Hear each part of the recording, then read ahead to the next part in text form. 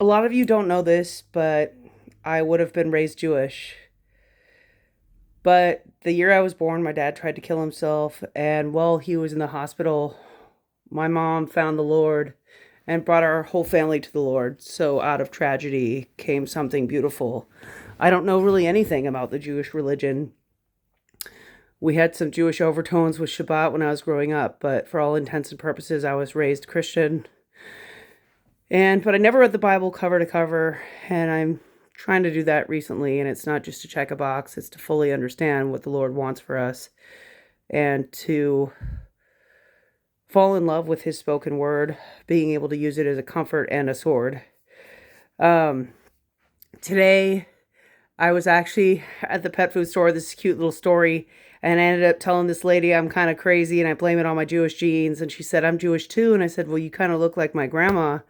And I said, "But I'm Jewish by blood and Christian by faith. I believe that Jesus is the Messiah." And she started talking about a back surgery she was going to get. And I just laid my hand on her and I said, "God, heal Sandy, bring her back to full wellness." And she let me. I actually said, "Jesus, heal her." She let me put my hand on her and everything.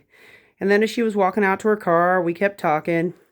And right before we parted ways, I said, "Sandy, I'm not trying to convert you or anything, but I just cracked open the New Testament and it just happens to be all about the story of Jesus." And she just gave me a positive face, and then I said, "See ya."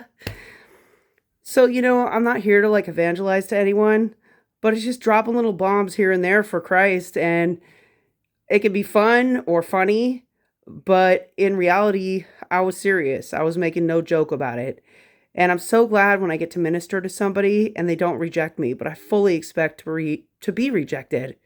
And that's okay, because knowing the truth and acting self-righteous are two different things. And I never want to come across as self-righteous.